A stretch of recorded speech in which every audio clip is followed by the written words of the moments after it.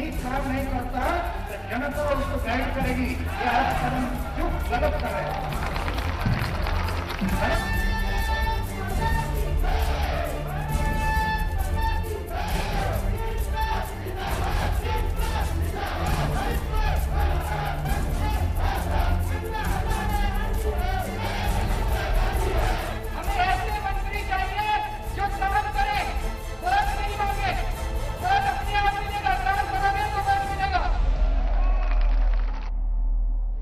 हाँ, मैं अन्ना जी को मानता हूँ, अन्ना जी की सारी बातें भी मानता हूँ।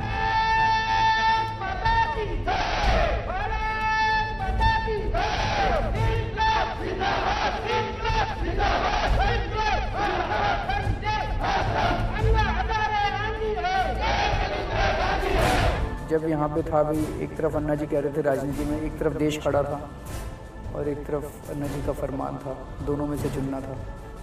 तो फिर मुझे लगा कि राजनीति में जाना बहुत जरूरी है।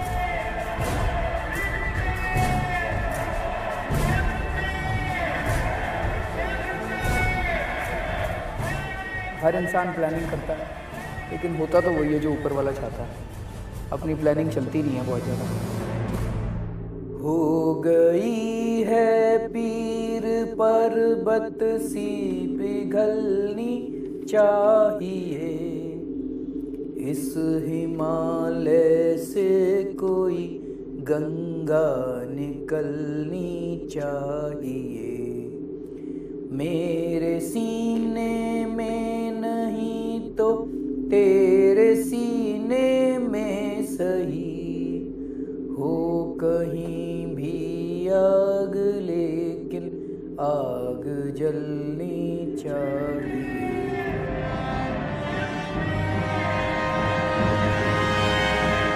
ढांचे को उल्टा करना पड़ेगा।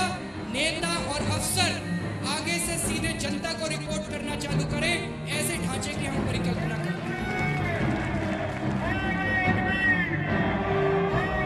हम ऊपर वाले के हम कहते हैं जो भगवान ने इससे करवाना है ना, वो मतलब अपने आप ही प्रेरणा देता रहता है।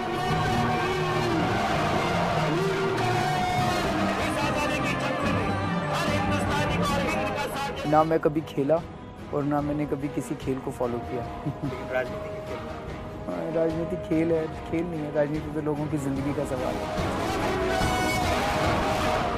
पापा कहते हैं कि हमें हमेशा हमारा जो एम है उससे इम्पोर्टेंट होता है हमारे जो रास्ते होते हैं, हमें हमेशा सच्चाई के रास्ते पर चलना चाहिए, उससे भटकना नहीं चाहिए।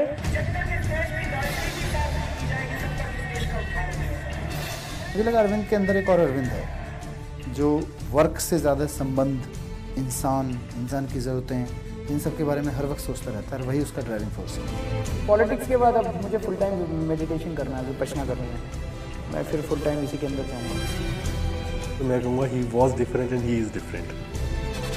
ये तो आध्यात्मिकता जो है वो बेसिकली हर इंसान को एक ही बात कहती है, सबसे प्यार करो, सबसे मोहब्बत करो, किसी को दुख मत पहुँचाओ। वो असली धर्म है। इंसान का इंसान से हो भाईचारा, यही पैगाम हमारा, यही पैगाम हमारा। जो दिल में आता है वही बोलता हूँ, बनावट नहीं है, और बनावट नहीं है इसी वजह से लोगों को पसंद आती है। इस देश का आम आदमी भ्रष्टाचार नहीं करना चाहता, आम आदमी ईमानदारी की जिंदगी जीना चाहता है। जब वो बोलते थे तो वो आवाज़ दिल से निकलती थी। ऐसा नहीं था कि जैसे मैंने आज एक डिक्लेमेशन का टेस्ट है, मैंने एक ऐसे याद कर लिया और मैं बोल रहा हूँ उसको। नो, शायद उन्होंने लिखे होते थे पॉइंट्स उसने, लेकिन वो बात जो करते थे दिल से करते थे। जो श्रोतागण होते वो सुन सकते थे, सोच सकते थे, समझ सकते थे उसको, वो फील कर सकते थे उसको कि ये सब चीज़ें जो आ रही हैं वो नेचुरली आ रही हैं। अरविंद जी एक्चुअली सबसे बढ़िया बात जो उनकी है, he is a very simple person. तो उनका सिर्फ पहनावा ही नहीं, वो जिस तरीके से सोचते हैं, जो काम करते हैं, उसमें एक सिंप्लिसिटी है। सो that is the most attracting feature about him. और मतलब उनके पास चाहे कुछ भी प्रॉब्लम्स हो, जैसे फॉर एग्जांपल जब अन्ना के टाइम पे था कि हम लोग लोगों तक किस तरीके से फ्री ऑफ कॉस्ट हम लोग रीच आउट करेंगे, उन्होंने मिस्ड कॉल वाला तरीका निकाला था सो बहुत ही कॉम्प्लेक्स प्रॉब्लम का उनके पास बहुत ही सिंपल सोल्यूशन होता है। तो that is the most, that is how Arvind is. वो उनका सोच है, कपड़े पहनावा है, everything is very simple about it. झुंड चलता है, जिसे मैं कहूँगा मैं उस झुंड में था, और एक जो डिफरेंट इंसान होता है वो अलग चलता है, वो उनमें से था। जब ये इतना मतलब अन्ना जी के अनशन करने के बाद भी तैयार नहीं हुए लोकपाल बिल लाने के लिए और कहा कि नहीं तुम सड़कों पे नहीं बनते और तुम यहाँ आके बनाओ, तो फिर एकदम माइंड चेंज हुआ। नहीं तो राजनीति में जाने का तो कोई था ही नहीं इसका।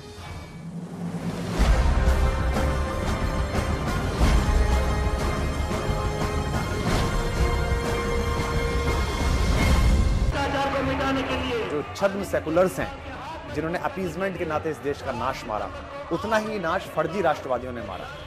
जो स्यूडो नेशनलिस्ट, जो भारत माता की जय बोलते हैं लेकिन बेल्लारी लूट के खा जाते हैं, जो गंगा के किनारे बेचते हैं निशंक शासन में, जो यदुरप्पा बन जाते हैं, तो दोनों को खतरा है। तो मैं अरविंद को लेके मुझे एक डर रहता है, एक मित्र के नाते मेरी चिंता जायज है। लेकिन अभी तक उन्होंने जिस तरह से इम्प्रोवाइज किया है, पहले वो एक नेपथ्य के व्यक्ति थे, फिर वो कथ्य के व्यक्ति बने और आज वो मंच के व्यक्ति हैं। अन्ना के आंदोलन से पहले वो एक नेपथ्य क्रांतिकारी थे, अन्ना के आंदोलन के समय वो कथ्य के क्रांतिकारी बने, जिनका कथ्य इंप्लीमेंट हो रहा था। जो कहना जो चाहते थे, अन्ना भी वही कहना चाहते थे और वो बात अन्ना के माध्यम से जा रही थी। लेकिन आज वो मंच के क्रांतिकारी हैं, जहां मंच से अपनी बात कह पा रहे हैं और देश एक क्रूसेडर के रूप में, एक योद्धा के रूप में उन्हें परिभाषित भी पा रहा है और उनसे सहमत भी। पिछले 3-4 साल से जब से अन्ना का आंदोलन हुआ है, तब से ये लगने लगा कि ये इतना बड़ा आंदोलन कैसे हो गया, ये हमारे किए तो नहीं हुआ, हमने तो ऐसा कुछ भी नहीं किया। इसके पहले बहुत और एफर्ट्स किए थे जो सक्सेसफुल नहीं हुए, लेकिन इस बार जब कुछ किया तो ये इतना बड़ा बन गया। और जिस तरह से पिछले 2 साल में सरकार ने हम लोगों को बर्बाद करने की कोशिश की, लेकिन हर बार हम लोग निकल आए, हर बार हम लोग बच गए, तो ये यकीन होने लगा है कि कोई ना कोई प्राकृतिक शक्ति है इस दुनिया के अंदर, प्रकृति है इस दुनिया के अंदर। उसे कुछ लोग भगवान और ईश्वर कहते हैं, कुछ लोग खुदा अल्लाह कहते हैं, कुछ लोग जीसस कहते हैं, कुछ लोग गुरु कहते हैं, जो घर कह लीजिए, कोई शक्ति है जो सच्चाई का साथ देती है। हम ऊपर वाले के हम कहते हैं जो भगवान ने इससे करवाना है ना, वो मतलब अपने आप ही प्रेरणा देता रहता है, तो उसकी प्रेरणा से सब अपने आप होता रहता है। आरटीआई पे काम किया तब तक किसी ने सोचा भी नहीं था कि ऐसे अनशन भी करेंगे अन्ना जी के साथ और ऐसे पॉलिटिक्स में आना पड़ेगा, ऐसा कुछ था ही नहीं। मैंने अरविंद जी को 4 साल पहले मतलब आई मेट हिम फर्स्ट, तो it was a chance meeting. और उसके बाद जब अन्ना आंदोलन हुआ, जब हमारा अभी पार्टी बना, एक चीज़ वो बहुत अक्सर बोलते हैं कि हम लोग एक निमित्त मात्र हैं, जो चीज़ें होती हैं वो भगवान मतलब वो है, he is there and he makes you do things, so that is the best thing about him. Politics में जो मैं आया, ये भी अपनी मर्जी से नहीं आया, और होता तब भी मर्जी से नहीं होता, नहीं होता तब भी नहीं होता, तो फिर कुछ ना कुछ भगवान ने सोच रखा होता हमारे लिए, वो कर रहा होता। जब डिस्कशंस होते हैं, फ्रेंड्स पूछते हैं, तो बहुत प्राउड फील होता है कि पापा लीड कर रहे और पापा ने सबको जोड़ा है और पापा अपना समय पूरे देश को दे रहे हैं, पूरा देश ही उनका परिवार बन चुका है। अन्ना जो थे वो पॉलिटिक्स से बाहर रह के करते थे, पर पॉलिटिक्स में आए बिना बाहर से इतने सालों में उन्होंने देख लिया कुछ नहीं हो सकता। जब तक कि आप उस सिस्टम का हिस्सा नहीं बनेंगे, आप उस सिस्टम को चेंज नहीं कर सकते। तो मेरे हिसाब से ये स्टेप बिल्कुल ठीक था कि उसको पॉलिटिक्स में आना चाहिए। मुझे लगता है कि हम लोगों को भगवान ने बहुत कुछ दिया है, और अगर हम लोग भी कुछ नहीं करेंगे तो ये देश कैसे बचेगा। हर इंसान प्लानिंग करता है, लेकिन होता तो वही है जो ऊपर वाला चाहता है। कभी सोचा भी नहीं होगा कि IRS की ऐसी जॉब छोड़ूंगा, ये तो कभी सोचा ही नहीं था ना। फिर मैं RTI पे काम करूंगा, लेकिन वो भगवान की मर्जी होती है, वो करवाता है अपने आप। कभी कभी डर लगता ही है ना कि पॉलिटिशियंस, उनके पास तो सत्ता है, इतनी पुलिस है, सब कुछ है। खुर्शीद के वहाँ जाना था ना, तो उन्होंने बोला था कि हमारी उसमें आके दिखाएं, तब काफ़ी डर लगा था मुझे। ऐसे तो हम भगवान में इतना विश्वास करते हैं कि वो जो उसकी मर्जी है वो होना ही है। बाकी फिर भी उस टाइम बहुत डर लगा था। हमने कहा था तुम मत जाओ। पॉलिटिशियन अब उनका कुछ बिगाड़ नहीं सकते, इतने लोग पापा के साथ अब जुड़ चुके हैं, मतलब इतना सपोर्ट हो रहा है पापा का कि पॉलिटिशियंस कुछ करेंगे तो मतलब अगले चुनाव तो पक्का हारना ही है उन्हें, इसलिए मतलब काफ़ी सपोर्ट भी आ गया है पापा के पास। तो अब मतलब अब भगवान पे भी पूरा भरोसा है कि जो सच के लिए लड़ रहे हैं भगवान पक्का ज़रूर साथ देंगे पापा का। आज से कुछ डर नहीं लगता, जैसे पापा कहते हैं कि भगवान पर पूरा विश्वास है और भगवान ही हमारी रक्षा करेंगे, इसी तरह हमें भी भगवान पर पूरा विश्वास है और भगवान ही हमारी रक्षा करेंगे। आपकी जो बच्चे हैं अरविंद, आप एक व्यस्त व्यक्ति हैं, तो कहीं ना कहीं उनको एक कीमत चुकानी पड़ रही है एक प्रसिद्ध पिता की संतान होने की। वो तो वही बताएंगे जी। नहीं, बिल्कुल भी रिग्रेट नहीं होता कि पापा समय नहीं देते, बल्कि पापा जब भी उनको टाइम मिलता है, हम लोग मूवीज़ जाते हैं, अगर पीटीएम मीटिंग्स होती है तो पापा अपना अगर टाइम होता है तो पीटीएम मीटिंग्स में भी जाते हैं, पर इस बात की बिल्कुल भी शिकायत नहीं है कि पापा हमें अपना समय नहीं देते। नेचुरली समय तो कम दे पाता उनको।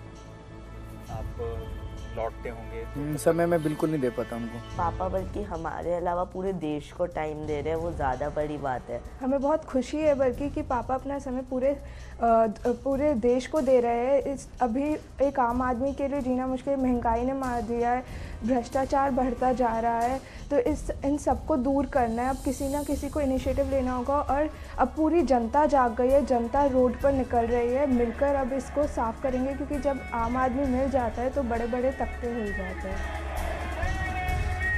प्राउड फील होता है पापा जो कर रहे हैं, मतलब वो मतलब उनने अपने पूरे देश को अपने फैमिली समझकर वो उनके लिए काम कर रहे हैं। तो मतलब पापा ने सब क्लीन करने के लिए अपनी IRS की नौकरी छोड़ी, और इस मतलब पहले तो उन्हें कभी सोचा भी नहीं होगा कि पॉलिटिकल पार्टी बनाएंगे, मतलब पहले तो वो भी सत्ता से दूर रहना चाहते थे, सब यही कहते हैं मतलब एक गंदी चीज़ है सत्ता, लेकिन फिर उन्होंने अपनी रेपुटेशन भी दाव पर लगा दी कि हम देखो सत्ता में जा रहे हैं। अभी भी मतलब जब गए थे तो कितने लोग कह रहे थे राजनीति करने का शौक़ था इन्हें, तो लेकिन अब मतलब उनने इसलिए अपनी पूरी रेपुटेशन दाव पे लगाई है, तो बहुत प्राउड फील होता है। टीचर्स भी बहुत एडमायर करती हैं, मतलब बहुत बातें करती है कि आपके पापा बहुत अच्छा कर रहे हैं, सब बहुत सपोर्ट करते हैं। आप यकीन नहीं कर सकते, मैं कहीं भी जाती हूँ घूमने, कहीं ट्रेन में, कहीं एरोप्लेन में कोई मिलता है, अरविंद की बात होती है तो मैं अरविंद मेरा स्टूडेंट है। सो आई फील सो प्राउड, गर्व, और इतना मुझे अच्छा लगता है, इतना बहुत अच्छा लगता है कि मैं उसके साथ रिलेटेड हूँ।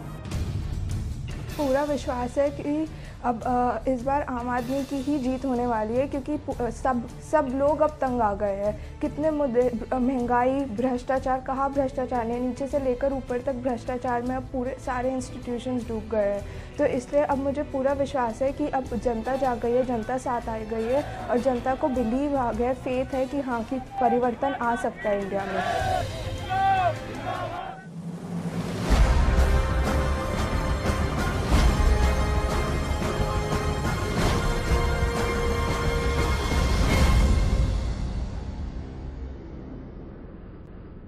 हाँ, मैं अन्ना जी को मानता हूँ, अन्ना जी की सारी बातें भी मानता हूँ, लेकिन जब यहाँ पे था भाई, एक तरफ अन्ना जी कह रहे थे राजनीति में, एक तरफ देश खड़ा था और एक तरफ अन्ना जी का फरमान था, दोनों में से चुनना था, तो फिर मुझे लगा कि राजनीति में जाना बहुत ज़रूरी है।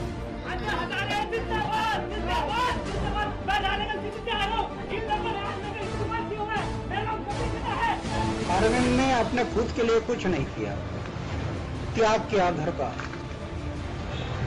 बच्चों का त्याग किया, और जो कर रहा हूँ वो समाज और देश के लिए कर रहा है, ये मुझे आज तक मैं 2 साल में अनुभव किया। सलमान खुर्शीद थे, वो उन्होंने चैलेंज किया कि भाई रोड जो कानून रोड के ऊपर नहीं बनते हैं, आप बनाना है तो संसद में आओ, तो वहीं से इनका दिमाग चेंज हुआ, भाई हाँ 5 बार हो चुका, that is enough, enough is enough, तो अब जो है हमको संसद में ही जाना पड़ेगा।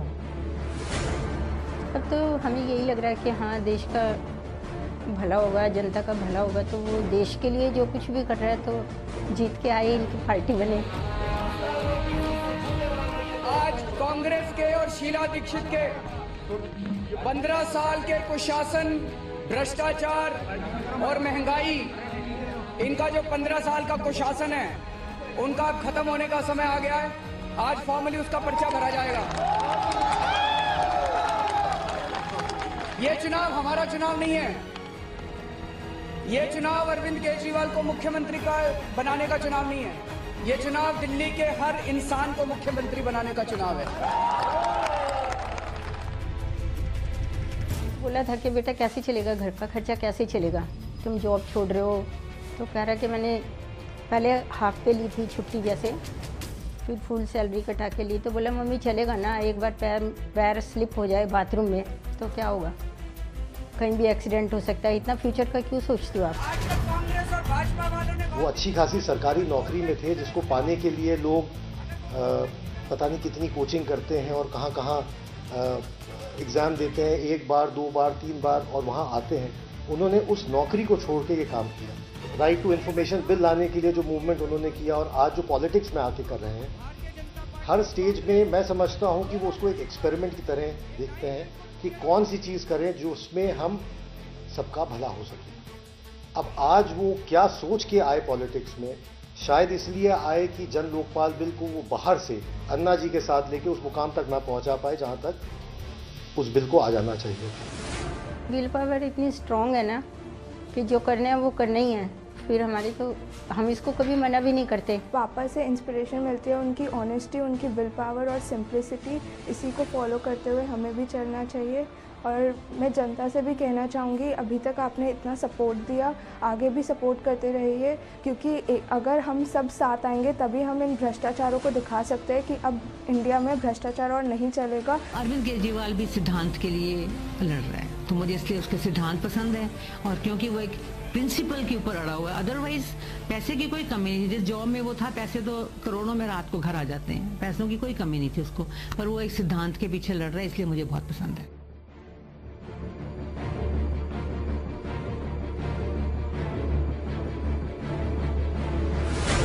अरविंद एक ऐसी शख्सियत है जो बहुत ईमानदार है, उसको समझ है और साहस है, इन तीनों का कॉम्बिनेशन है। वो आमतौर पर ईमानदार लोग बहुत होते हैं, ऐसा नहीं है कि अरविंद अकेला ईमानदार है या कुछ लोग ईमानदार हैं, पर ईमानदार होना और साथ साथ साहस होना ये रेयर कॉम्बिनेशन होता है।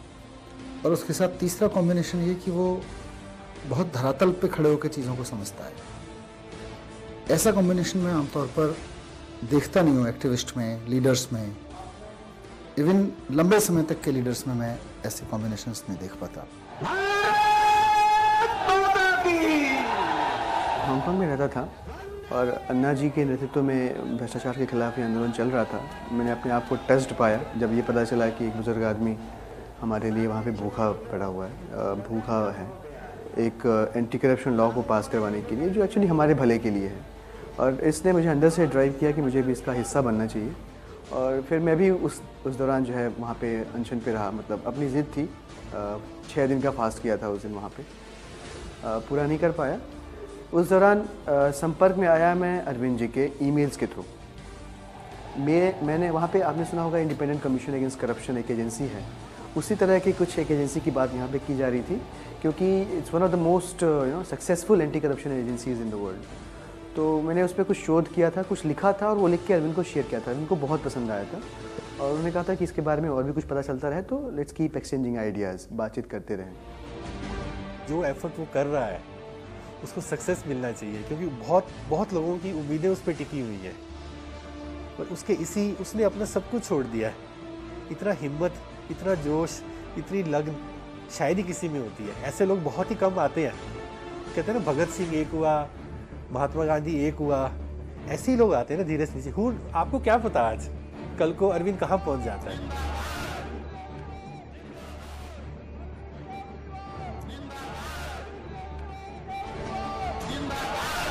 जो काम को सोच लेते हैं उस काम को पूरा करने के लिए अपनी पूरी ताकत लगा देते हैं। Sort of absolutely focused person, और जो काम है उसके अलावा उन्हें कुछ नहीं सोचता। उनके जहन में दोस्तों की परिभाषा भी शायद उसी तरह से डिफाइंड है कि जिनके साथ काम कर रहे हैं उनके साथ पूरी तन्मयता के साथ काम करते हैं और पूरा भरोसा करते हैं। देखिए, जितने भी जो हमारे देश में गरीबी है, जो हमारे देश, उसके बहुत सारे कारण हैं, और एक मेन कारण जो है, बड़ा कारण है, वो है भ्रष्टाचार। क्योंकि पॉलिसीज़ ऐसी बनाई जाती है जैसे गरीब और गरीब होता जा रहा है, अमीर और अमीर होता जा रहा है। भ्रष्टाचार को मिटाने के लिए, अरविंद केजरीवाल के हाथ मजबूत करने के लिए जो आज भ्रष्टाचार के खिलाफ लड़ाई का सिंबल बन गए हैं अरविंद केजरीवाल, ये उनकी शख्सियत है कि जब भी इस देश में कुछ गड़बड़ होता है तो उससे वो बेचैन होते हैं, परेशान होते हैं। तो मैं अरविंद केजरीवाल को एक इस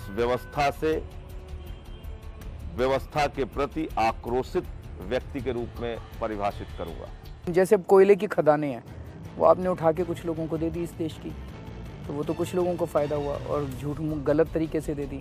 2G स्पेक्ट्रम आपने गलत तरीके से दे दिया, तो इसी वजह से कुछ लोग इस देश में अमीर होते जा रहे हैं अपने भ्रष्टाचार की वजह से।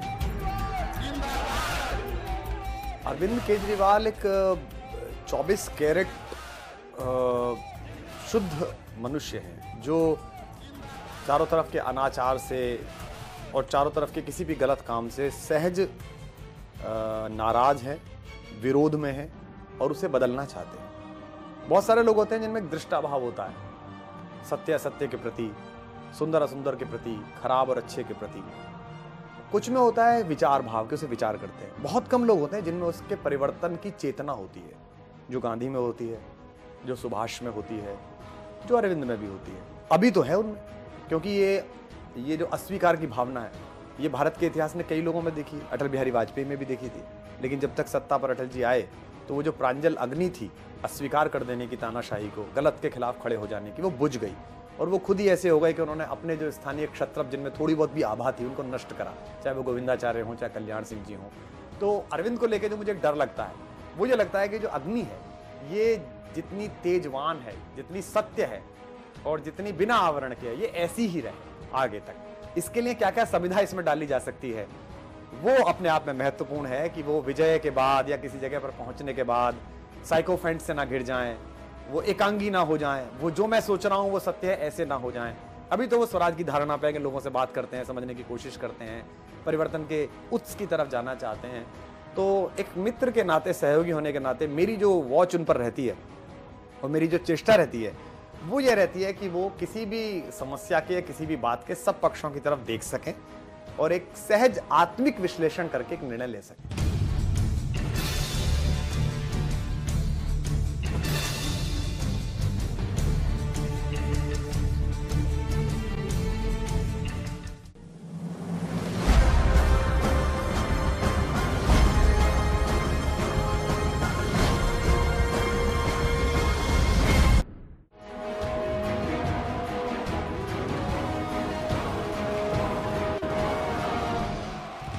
जो भी आज कर रहे हैं, मतलब हम लोग सभी काफ़ी इस पर गर्व करते हैं। हम ही नहीं, मुझे लगता है पूरा भारत गर्व करता है। आज उन्होंने मतलब अपनी जान लगा दी है और वो इस चीज़ से वो लड़ाई मोड़ ले रहे हैं जिसके अंतर्गत कितने लोगों की जानें चली गई हैं उस चीज़ को लड़ने में, करप्शन और फाइट अगेंस्ट RTI। पॉलिटिक्स और पॉलिटिशियंस आज के मेजॉरिटी, सबके लिए नहीं कहना सही होगा, लेकिन majority of them are associated with some kind of wrong. और अगर अरविंद जैसे लोग पॉलिटिक्स में आते हैं तो ये देश के लिए बेहतर होगा, सबके लिए सुधारी होगा। अगर हम महिलाओं की इज्जत ही नहीं करेंगे तो फिर उनके सशक्तिकरण के ऊपर लंबे लंबे भाषण दे दें। कई लोगों को मैं जानता हूं जो महिला सशक्तिकरण पे NGO चलाते हैं और अपने घर में जाके महिलाओं को सबसे गलत तरीके से व्यवहार करते हैं।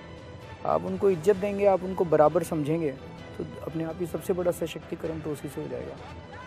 और फिर उनको बराबर अवसर मिलने चाहिए हर जगह। वो कानून के अंदर जो होना चाहिए वो बहुत सारी चीज़ें हैं, लेकिन कानून को एक तो ठीक से इम्प्लीमेंट नहीं किया जाता, बिकॉज एक पुरुष के फेवर में पूरी की पूरी मानसिकता है उसके इम्प्लीमेंटेशन में। और दूसरा ये कि हम लोग इंट्रिंसिकली उनको इज्जत नहीं देते। बहुत ही सोची समझी और भावनाओं से भरी उनकी सोच है, जिसमें सबसे ऊपर ये बात केंद्रित है कि किस तरह से ज़्यादा लोगों के बारे में एक ऐसी पॉलिसी डिसीजंस को लेकर सोचा जा सकता है जिससे किसी व्यक्ति विशेष का फ़ायदा हो, ये उनके जहन में कभी नहीं रहता। उनके जहन में जो भी हम डिसीजंस लेते हैं वो इस बात से होता है कि इससे प्रोसेस में क्या चेंज हुआ लाया जा सकता है, नीतियों में क्या बदलाव लाया जा सकता है, जिससे एक सस्टेनेबल रूप से हम बदलाव देख सकें। हमारी पार्टी इस बार महिलाओं को एडिक्वेट टिकट्स नहीं दे पाई, और पर मैं आपको ये बता दूं कि हमने कोशिश काफ़ी की थी। कई अच्छी महिलाओं से मैं खुद मिला हूँ और उनसे मैंने रिक्वेस्ट की थी कि आप पार्टी की तरफ से चुनाव लड़िए। उन्होंने मना कर दिया। इस एक समस्या, इसकी मतलब ये कमी हमारे में है, इसको मैं स्वीकार करता हूँ, और आने वाले दिनों में, आने वाले चुनाव में हम इसको पूरा करने की पूरी कोशिश करेंगे। जनता ने भी बहुत अभी तक सपोर्ट दिखाया है, इतनी मतलब भीड़ में आती है जब रैलीज़ होती है, तो मतलब जनता को भी थैंक यू ही करना है। जो सपोर्ट, जनता के सपोर्ट के बिना पापा भी, मतलब अगर जनता ही ना आती तो पापा को भी फेथ नहीं मिलता। एनकरेज तो जनता ही कर रही है कि इतनी भीड़ में, भारी भीड़ में आ रही है जनता हर रैली में। मुझे तो ऐसा लगता है ही इज़ ऑलरेडी सक्सेसफुल। उसने, उसका जो मोटिव था उसने बहुत हद तो अचीव कर लिया। अब बाकी तो अरविंद का मैंने एक इंटरव्यू देखा, उसमें उसने बोला अगर आप हार गए तो क्या होगा, कि तो मैं हार गया तो क्या होगा, पब्लिक हारेगी, मैं नहीं हारूंगा। आई ऑलरेडी लॉस्ट एवरीथिंग, मेरे पास कुछ हारने को है ही नहीं। And that is very very true. उनकी जो विचारधारा है वो ये है कि मुझे समाज को अच्छा बनाना है, समाज में कुछ करके दिखाना है, जिससे कि समाज, जो आने वाली जनरेशन है, उनको फ़ायदा मिले। मतलब उनका अपना कोई इसके अंदर पर्सनल, जो कहा जाता है कि उनका कोई पर्सनल इंटरेस्ट कोई हो, कि उनको पर्सनल इससे कुछ मिलने वाला है, पर्सनल उनका कोई एजेंडा नहीं है इसमें। बहुत बड़ी बड़ी ताकतें लगी हुई हैं मेरे को और अन्ना को अलग अलग करने में, और ये उसी की साजिश नजर आ रही है कि जो अन्ना ने लिखा है कि कुछ लोग आए और मेरे को शिकायत कर रहे थे। कौन लोग थे ये, इसका तो पता चलना चाहिए। अब आपको लगता है कि इस चुनाव की व्यस्तता के बाद आप खुद अन्ना से मिलने जाएं एक बार? चुनाव के बाद तो जाऊंगा मैं। देखिए, सबसे बड़ी चीज़ तो है अरविंद केजरीवाल की सहजता। मुझे याद है 3 अप्रैल को हम और अरविंद केजरीवाल और हमारी बहन संतोष कोहली, जो हमारे बीच में नहीं है, हम लोग बैठे हुए थे जंतर मंतर पे, वहाँ फुटपाथ पे, तो बातचीत हो रही थी। तो अरविंद जी ने मुझसे कहा कि संजय भाई, अन्ना जी के आंदोलन में जो 5 अप्रैल से शुरू हो रहा है उसमें 3000 लोग इकट्ठा हो जाएंगे। तो मैंने उनको जवाब दिया, मैंने कहा 3000 लोग तो इकट्ठा होना अरविंद भाई बहुत मुश्किल है, इसके लिए हमें और कोशिश करनी चाहिए। तो अरविंद ने संतोष से पूछा कि संतोष, तुम कितने लोगों को लेके आओगी? तो उसने कहा कि मैं तो 500 लोगों को लेके आऊँगी, और तुम कितने लोगों को लेके आओगे? तो अरविंद ने उसको जवाब दिया कि मैं तो 10 लोगों को लेके आऊँगा। तो ये वो मोमेंट मैं भूल नहीं पाता कि एक ऐसा आदमी जो अपनी अहमियत को 10 आदमियों तक आंकता रहा हो, और वो आज देश के इतने बड़े आंदोलन का नेतृत्व कर रहा है, तो निश्चित रूप से वो एक यादगार लम्हा है। मेरा बचपन बहुत जगह बीता। मेरे पिताजी इंजीनियर थे, इलेक्ट्रिकल इंजीनियर। उन्होंने कई जगह अपनी नौकरी बदली। सबसे पहले शुरू में सोनीपत में होते थे हम लोग। सोनीपत से कुछ सालों के लिए गाज़ियाबाद आए। गाज़ियाबाद से फिर हिसार गए। 1 साल में गांव में भी अपने पढ़ाई की थी। उसके बाद हम लोग हिसार में थे काफ़ी समय तक, और उसके बाद फिर मैं आईआईटी चला गया। कोई पढ़ाई में डिस्टर्बेंस टॉलरेट नहीं होता था। जैसे मान लो हमारे को 2 रूम का फ्लैट मिला हुआ था, तो एक में जैसे गेस्ट वगैरह आगे बातचीत हो रही थी तो ये अपने बाथरूम में जा कर के पढ़ने लग जाते थे, या ऊपर छत पे जाके पढ़ने लग जाते थे, या को पड़ोसियों के यहाँ जा पर चले जाते थे। तो इसलिए वो अपने फोकस रखते थे पढ़ाई के अंदर, नो डिस्टर्बेंस। तो ये हमेशा फर्स्ट ही आते थे क्लास के अंदर। बचपन में इनको एक तो प्रोजेक्ट बनाने का बहुत शौक था। जो भी चीज़ें मिलती तो अपना प्रोजेक्ट बनाना शुरू करो, और एक पढ़ने का बहुत शौक था। मुझे आज तक याद नहीं है कि उसको कभी ऊंचा बोलना पड़ा हो या उसने कभी किसी की शिकायत करी हो। ऐसा था ही नहीं। मतलब आप एक किस्म से आप ये भी बोल सकते हैं कि जब तक वो किसी चीज़ में हिस्सा नहीं लेता होता या बोलता नहीं हो, तो आपको पहचान नहीं होती कि क्लास में कोई बच्चा भी बैठा है। अगर आप उनका आज का प्रोफाइल देखें और उस टाइम के प्रोफाइल देखें, शायद मैं उस टाइम पे ऐसा विजुअलाइज नहीं कर पाता कि एक दिन वो इस लेवल पे आके ऐसे बात करेंगे। पर डेफिनेटली आज जब मैं उस बात को रिलेट करता हूँ उस टाइम से, तो मुझे लगता है हाँ शायद मैं उस स्पार्क को मिस कर रहा था, वो स्पार्क थी उसके अंदर, उस टाइम भी थी। 3rd या 4th स्टैंडर्ड में थे तो ये अपने जिज्ञासा से खुद ही गाना गाते थे, सजन रे झूठ मत बोलो, खुदा के घर जाना है, वहाँ हाथी है न घोड़ा है, पैदल ही जाना है। तो ये उनकी वृत्ति थी, भाई फिल्मी गानों में नहीं वृत्ति थी, लेकिन उसमें जो सार था, अच्छी चीज़ें थी वो ग्रैप्स करते थे। जैसे हंस है वो दूध और पानी में दूध को ग्रहण कर लेता है, पानी छोड़ देता है। ऐसे मान लो ये पिक्चर देखते थे तो उसमें अच्छी चीज़ें जो थी वो अडॉप्ट कर लेते थे, बाकी छोड़ देते थे। एक बार 1 मार्क्स कम आया तो ये स्कूल से ही बस में रोते आया था, वो हमें अब तक याद आता है। जब रिजल्ट आता है तो जो बच्चे फर्स्ट आते हैं या सेकंड आते हैं दौड़ के आके बताएंगे हाँ फर्स्ट आ गया, मैं आ गया। ये अरविंद केजरीवाल चुपचाप से सिर नीचे करके धीरे पास आया। तो मैंने पूछा, मैंने कहा अरविंद रिजल्ट आ गया? कहता हाँ मैम आ गया। मैं क्या हुआ? कहता बहुत अच्छा फर्स्ट आ गया, मतलब बिल्कुल शांत। तो मैं बड़ी हैरान हुई, मैंने कहा मैं भी उनमें से, मैं भी थोड़ी चंचल बोलती थी, मैं भी ऐसे बोलती कि आह कितना अच्छा है। तो उसके अंदर शुरू से ना बहुत धीर गंभीर, बहुत अच्छे विचारों वाला।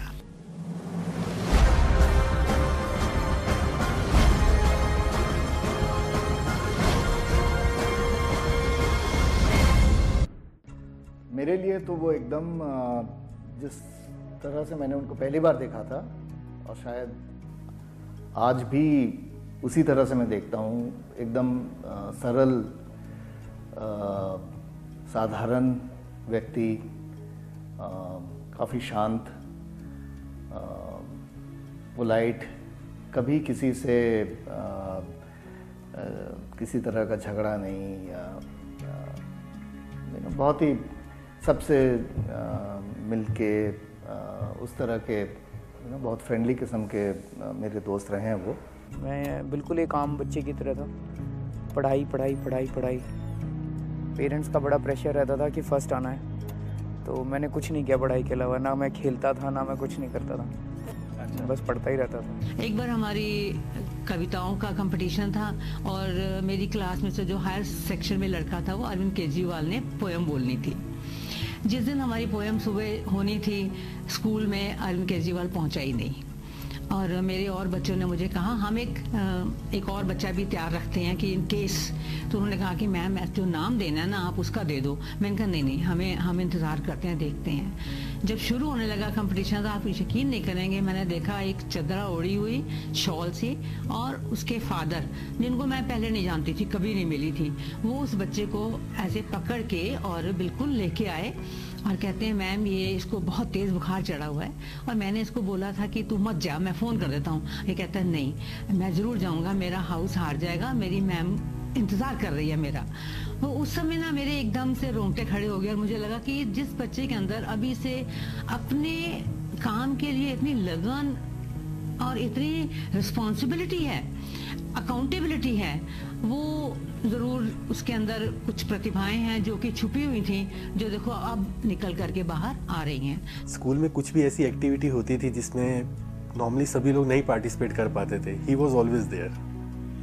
स्कूल का कोई कॉज होता था तो ही वॉज ऑलवेज देयर, हमेशा आगे रहता था इन सब चीज़ों में। कुरुक्षेत्र यूनिवर्सिटी का फॉर्म मंगवा के दिया था तो वो भरा नहीं, वो कहते मेरे को जाना ही IIT में है। तो ही सो वेल डिटर्मिन्ड कि वो IIT में ही गए। मैं ये कहूँगा कि he was not very intelligent, बहुत इंटेलिजेंट नहीं था, लेकिन बहुत मेटिकुलस और बहुत मेहनती था, बहुत मेहनती था। वो फोर्स ही कर सकता था आगे क्या होने वाला है तो मैं ऐसे इसको इस तरह से करूँगा, और गट्स उसमें उस टाइम भी थे। देखिए मैं 11th के बाद इंजीनियरिंग करने चला गया, उसका रैंकिंग 11th में मेरे से ज़्यादा बेटर था, लेकिन वो नहीं गया, उसने छोड़ दिया, NIT को छोड़ ही दिया एडमिशन को, because he was vying for something much better like IIT। अब चाहता तो मैं भी कर सकता था, बट मेरे में इतनी हिम्मत नहीं थी, उसने में थी। तभी मैं आपको बोल रहा हूँ he was different from day one. मैं तो यही कहूँगा कि कुछ ना कुछ संस्कार होते हैं, अगर कोई माने तो पिछले जन्म के संस्कार होते हैं जो कि आदमी से बहुत सारी चीज़ें कराते हैं, नहीं तो इनका कोई रीज़न ढूंढ पाना बड़ा मुश्किल है। क्योंकि ना तो मैंने बचपन में कभी कुछ किया, हाँ बचपन में मैं धार्मिक बहुत ज़्यादा था, बहुत ही ज़्यादा हनुमान जी का भक्त होता था। और मतलब कई बार तो ऐसा था कि एक दिन में 200-200 बार मैंने हनुमान चालीसे पढ़े, एक दिन में कई मतलब बैठ जाता था। तो उसके बाद जब IIT में गया तो फिर मैं नास्तिक हो गया। वहाँ पे जो साइंटिफिक माहौल है जो, और मैं पूरी तरह से नास्तिक हो गया। IAS की तैयारी भी करते रहे, टाटा सर्विस ज्वाइन किया था जमशेदपुर में, तो दिन में सर्विस करके सुबह शाम अपने IAS की तैयारी करते थे। 2 बार उन्होंने IAS का एग्ज़ाम दिया, तो दोनों बार IRS में ही हुआ। तो किसी ने इनको एडवाइस किया कि भाई IRS is better than IAS, तो फिर इन्होंने IAS 2 ही चांस मिलते थे, उसके बाद दोबारा बैठना पड़ता था। तो इन्होंने फिर जो है IRS ही ज्वाइन किया। अरविंद के फादर की अगर मैं बात करूं तो अरविंद के father he was a very fair man. He was chief engineer with Jindal steps, but since he was very fair and true to his values, ही सोसाइटी में देखिए क्या होता है कि if you are very fair, true to your values, you don't even get your dues. आपको थोड़ा सा रास्ता टेढ़ा करना पड़ता है, but he was never that way, he was never that वे। तो मैं ये मानता हूँ कि वही वैल्यूज तो आती हैं बच्चों में भी। अब किसमें आपके किस बच्चे में जागृति आ जाती है, किसमें हिम्मत आ जाती है, आपको नहीं पता कभी भी। अरविंद का जो ब्रदर था छोटा, उसके भी तो वही पेरेंट्स थे। उसने ऐसा क्यों नहीं किया? अरविंद ने क्यों किया? तो आप सिर्फ पेरेंट्स ही रिस्पॉन्सिबल नहीं होते, कभी कभी आपकी अवेकनिंग आती है। If you go back to, अगर आप बुद्धा को देखें तो उसको अवेकनिंग एक मोमेंट में ही आई थी ना। बट हाँ, डेफिनेटली रोल पे तो करते ही हैं वो सब चीज़ें। इंजीनियरिंग कॉलेज में जब गए खड़गपुर में, तब से ही इनका एटीट्यूड हुआ है कि सोशल सर्विस में। तो मदर टेरेसा के आश्रम में भी वो डिसऑर्डर या डिसेबल्ड या अनऑथराइज्ड जो बच्चे होते थे उनको उनके आश्रम में ले जा करके और दे देते थे। तो फिर उन लोग जाते रहते थे आश्रम के अंदर, तो उनका और हौसला बढ़ता गया वहाँ से, और ये ज़्यादा सोशल एक्टिविटीज़ में पार्ट लेना शुरू कर दिया। 92 में ही इनका सिलेक्शन सिविल सर्विसेज में हुआ। सिविल सर्विसेज में होने के बाद करीब 6-8 महीने का इनके पास टाइम था ज्वाइन करने के लिए। इनकी इच्छा कुछ दूसरी तरफ थी, जैसे ये समाज का काम करना चाहते थे, कुछ सोशल वर्क करना चाहते थे। तो इनका फ़ोन एक दिन मेरे पास कलकत्ता आया कि मैं कलकत्ता आना चाहता हूँ, और कलकत्ता में मैं रहता ही था, तो वो आ गए कलकत्ता, हमारे साथ शिफ्ट कर गए। और 6 महीने करीब रफली, काफ़ी पुरानी बात हो गई, 18 साल 20 साल हो गए, ये मेरे साथ रहे। और इनका मेन मोटिव उस समय था कि mother Teresa missionaries of charity जो हेडक्वार्टर था कलकत्ता में, ये उनका काम देखें, ये समझना चाहते थे मदर टेरेसा किस तरीके का काम करती हैं और समाज में और क्या क्या चीज़ें हो रही हैं। एक वहाँ पे बुजुर्ग आदमी थे और उनकी इच्छा आखिरी थी कि मुझको संदेश खाना है। संदेश एक बंगाली मिठाई होती है। तो उन्होंने कहा, मैं उसके लिए 4 संदेश लेके गया। उसने एक खाया, एक अपने बगल वाले को खिलाया, और 2 घंटे के बाद वो नहीं रहा। तो अब आप समझिए, हम लोग उस समय 21-22 साल की उम्र के हैं, कितने लोग उस उम्र में इस तरीके की बातें करेंगे या उसको प्रैक्टिकल रूप में।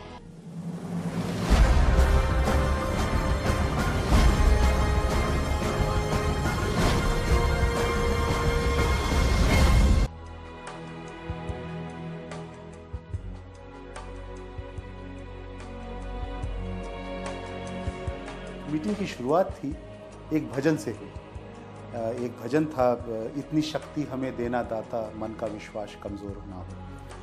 और फिर उस मीटिंग में जो भी निर्णय हुए, डिस्कशंस हुए, उसके बाद मीटिंग का समापन भी उसी टेप रिकॉर्डर पे पुनः उसी भजन से खत्म हुआ। तो मैंने पाया कि उस भजन की शुरुआत से एक बड़ा आनंददायी और अच्छा वातावरण बन जाता था। लोग एक एक तरह से कंसंट्रेट होके, एकाग्र होके उसके बाद अपने डिस्कशंस में या हमारी जो मीटिंग थी उसमें लग पाया करते थे। और भजन से ही चूंकि वो उस मीटिंग का समापन भी होता था, तो वो भी एक बड़ा ही अच्छा अनुभव था। मैंने इससे पहले कभी कोई इस तरह की मीटिंग अटेंड नहीं की थी, वो मेरा प्रथम अनुभव था और मेरे लिए बहुत ही खुशनुमा अनुभव।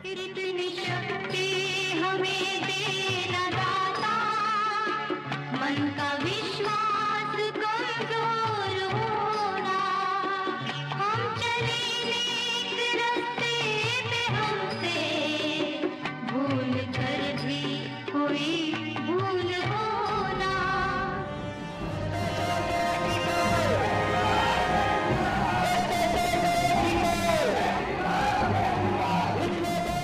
IIT खड़गपुर में मैंने काफ़ी नाटक खूब किए।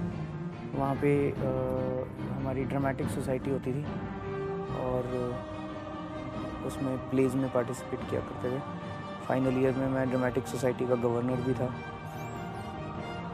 डिबेट काफ़ी करता था।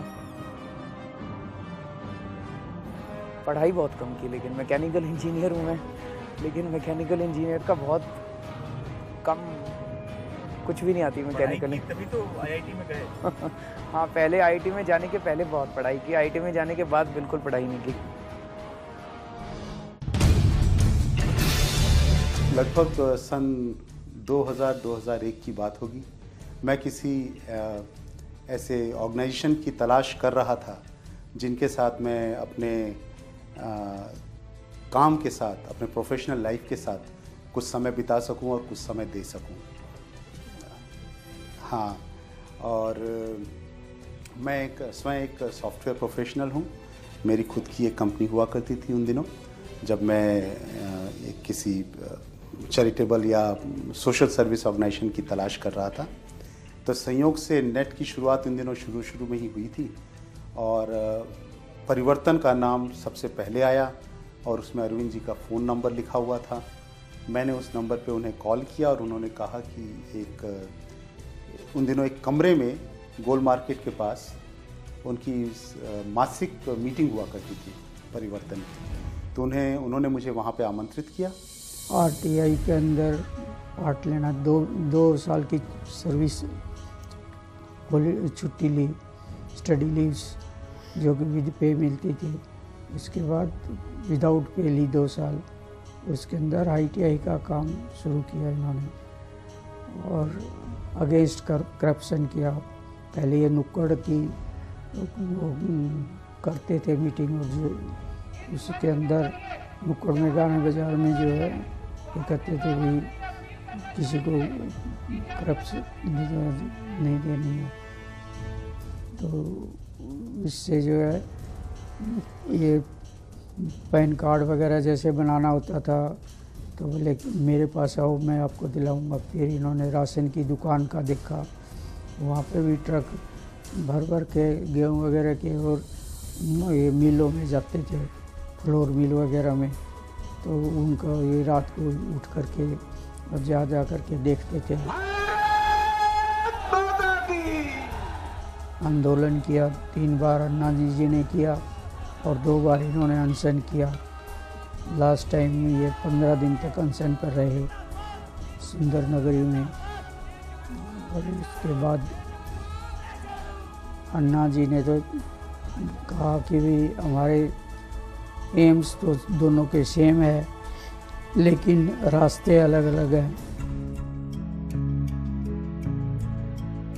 एक्चुअली ये भी एक अरेंज्ड मोहब्बत थी। इन द सेंस हमारी एक कॉमन फ्रेंड होती थी पद्मजा। उसे लगता था कि मैं भी बहुत अच्छा हूँ, वो भी बहुत अच्छी है।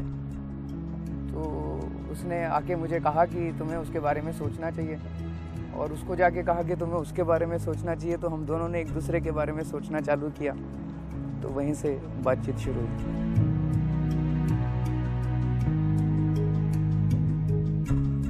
विपश्यना, मेडिटेशन, उसके बाद मैं काफ़ी घूमा इधर उधर स्पिरिचुअल। उसके लिए रामकृष्ण मिशन भी गया, स्वामी विवेकानंद को भी काफ़ी पढ़ा।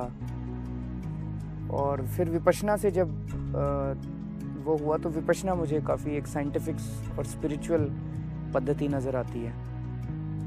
96 से मैं विपश्यना कर रहा हूँ।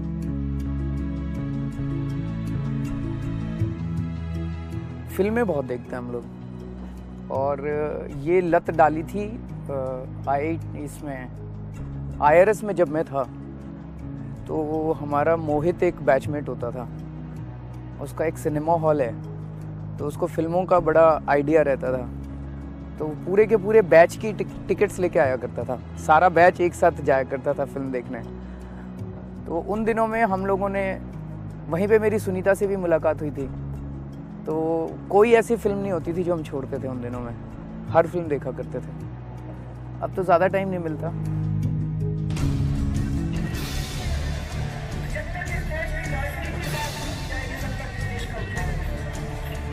अभी ये CM बनेगा, बाद में PM बनेगा। आप मेरी वर्ड को लिख लीजिएगा, देख लीजिएगा।